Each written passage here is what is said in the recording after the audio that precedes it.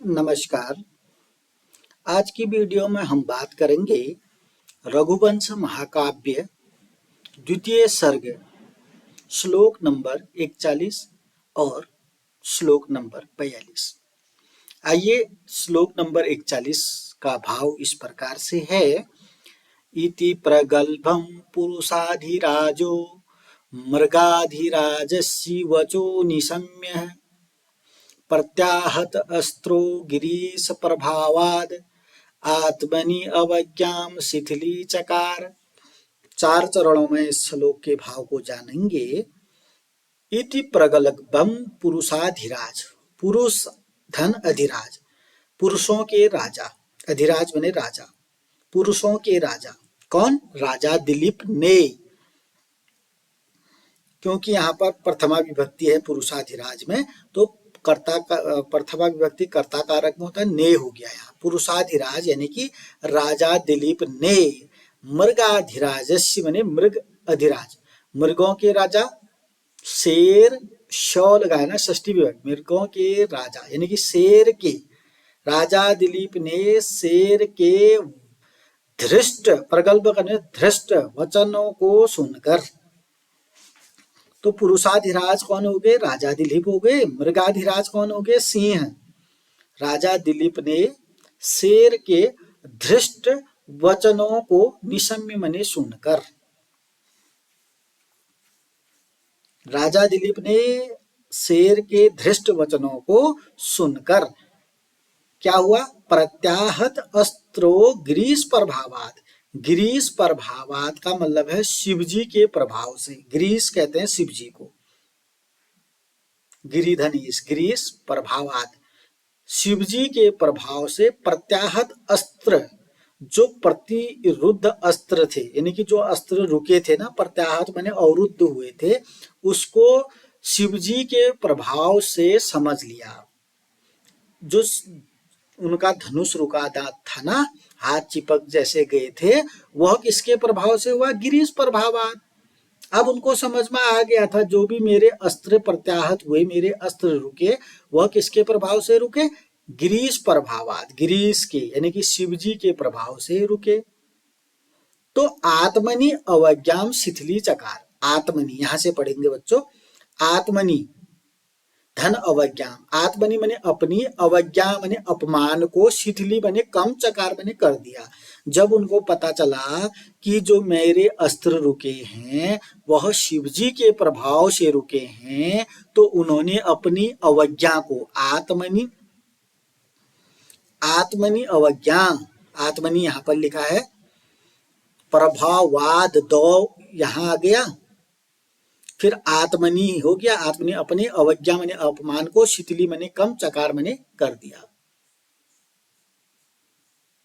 तो पुरुषाधिराज अर्थात राजा दिलीप ने, मृगाधिराज अर्थात सिंह के, प्रगल्भ मने धृष्ट, वचो मने वचन, निशम्य मने सुनकर, प्रत्याहत अस्त्र प्रतिरुद्ध अस्त्र, जो अस्त्र रुके हैं वह शिवजी के प्रभाव से रुके हैं, ऐसा समझकर आत्मनि अवज्ञा मैंने अपनी अवज्ञा को, अपने अपमान को, शिथिली चकार मैंने कम कर लिया, अपने अपमान को कम कर लिया। अब अपने को अपमानित नहीं मान रहे हो। नहीं तो अभी तक क्या कर रहे थे? मेरा धनुष पहली बार रुका, कैसे रुका, क्यों रुका करके वो बहुत अपने आप को अपमानित सा महसूस कर रहे थे। अब पता चल गया कि ये जो भी हुआ ये सब शिवजी के प्रकोप से हुआ है, शिवजी के प्रभाव से हुआ है। अब वो अपने आप को अपमानित नहीं समझ रहे हैं, उन्होंने अपना अपमान कम कर लिया, समझ लिया। तो संदर्भ आपको आना चाहिए, प्रसंग आपको आना चाहिए, व्याख्या आपको आनी चाहिए। कहीं पर भी दिक्कत हो तो जरूर बताइएगा। मानवों के अधीश्वर राजा दिलीप ने वन्य जीवों के अधीश्वर सिंह की इस प्रकार की धृष्ट वाणी सुनकर शिवजी के प्रताप से प्रतिरुद्ध अस्त्र शक्ति समझकर अपने विषय में अपमान भावनाओं को कम कर दिया, अर्थात अपने को अपमानित नहीं समझा। बहुत अच्छा श्लोक है। आइए अगला श्लोक देखते हैं। श्लोक नंबर 42 है। प्रत्यब्रवीत च एनम ईशु प्रयोगे तत्पूर्व भंगे वितत प्रयत्नः जड़ीकृत तरंबकम वीक्षणेन वज्रम मुमुक्षन इव वज्रपाणी। तो क्या हुआ, प्रत्यब्रवीत माने बोले। अब राजा दिलीप बोलेंगे यहाँ। राजा दिलीप प्रत्यब्रवीत का मतलब उत्तर में बोले। क्या बोले, प्रत्यब्रवीत बोले ईशु प्रयोगे तत्पूर्व भंगे। ईशु कहते हैं बाण प्रयोग में, तत्पूर्व भंगे माने इससे पहले, वितत प्रयत्न माने प्रयत्न में असफल नहीं हुए थे।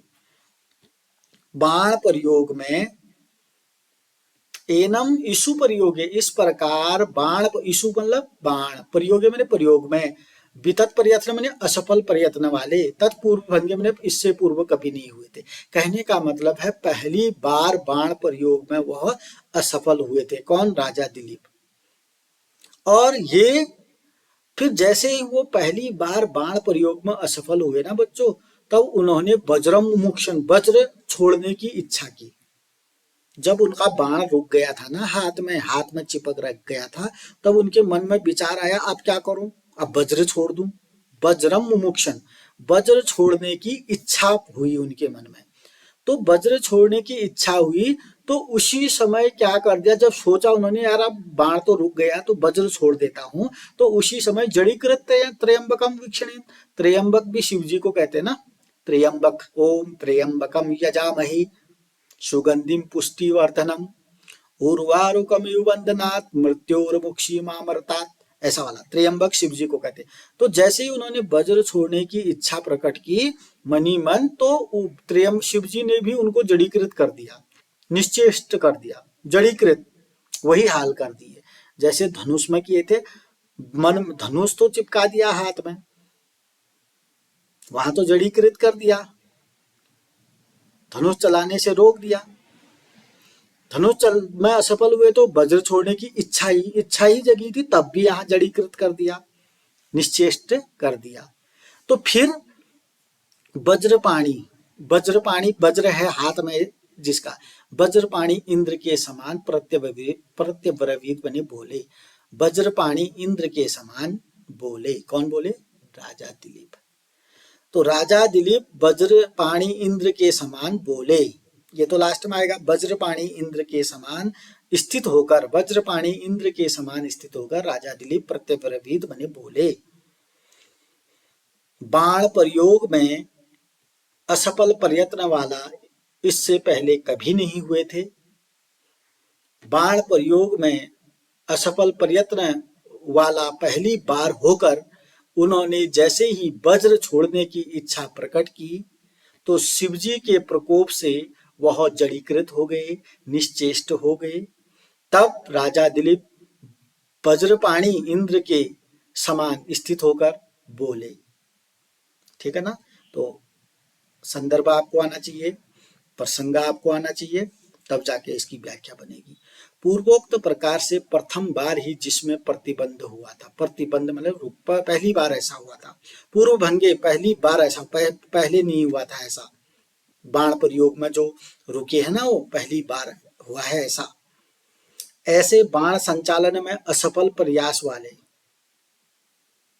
इसलिए वज्र को छोड़ने के इच्छुक, बाण प्रयोग में असफल हुए तो वज्र छोड़ने के इच्छुक, किंतु शिवजी की दृष्टि से निश्चेष्ट किए गए त्र्यंबक जड़ीकृत वज्रधारी इंद्र के समान स्थित राजा ने इस सिंह से कहा।